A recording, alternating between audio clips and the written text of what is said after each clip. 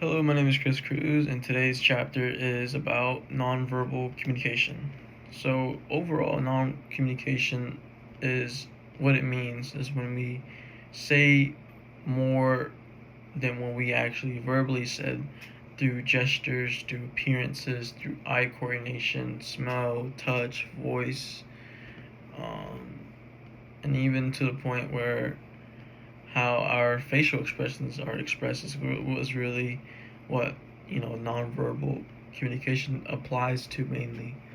Um, Something that I found really interesting is that some people who are very distant from others and don't really like to have a one-on-one communication conversation prefer nonverbal communication over verbal.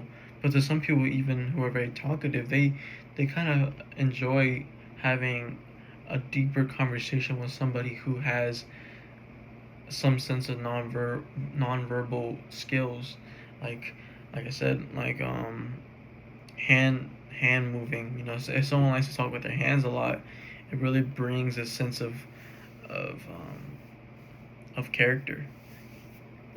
And same with eye coordination. If someone is focused on you and not breaking a single bit of eye to eye correlation, a sense of it brings a sense of dominance, but also to some people can bring a sense of uncomfortableness, and that helps me lead on to my next point, is that nonverbal can be have alternatives of both positive outcomes and negative outcomes. A scenario I can think of, which I can do too if I really thought about it real good, is when someone says they're fine. They don't really mean it all the time. I know that from experience. I have a girlfriend, and she's always very much like that. Where if something that doesn't go in her liking or in her favor, like let's say we don't go to her favorite restaurant. I tell her, "Are you fine?" And she would probably say, "Yes, I'm fine." But in all honesty, I can tell that she's not, because the way her body, her posture, her tone, and even to the way she's even um, having her eyes are down and very much not trying to look at me. Um, I could tell that she's not fine, obviously. And another thing is when someone is kind of giving you a nod, for example, like this. Like, there you go. Like hello. It usually means, to some people that means hello, but to some people, it could be a sign of of disrespect, and all. It can be seen as a sign of trying to trying to puff up your chest, I could say, and trying to bring some sense of trouble. It all depends on how you take it. I know overall, personally, I have very much a balanced way of nonverbal. I think that when it comes to the environment I'm around, I kind of adapt to it really quickly, and I kind of get the the idea of what the environment is bringing. For an example, if I'm at work, especially when I'm a server, I try to bring a very happy and very polite and respectful way of gesture and posture, and friendly, obviously.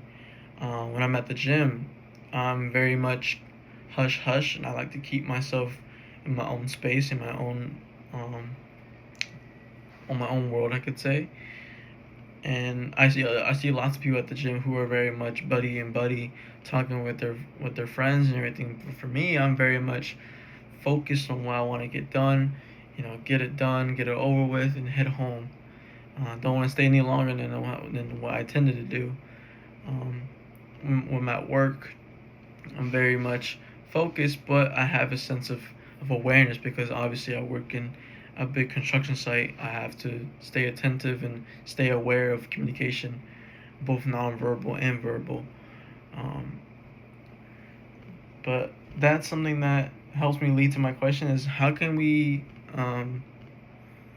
better control our nonverbal communications? How can we develop those skills, and how can we develop a skill that helps us understand other people's ways of communication that are not just verbal words.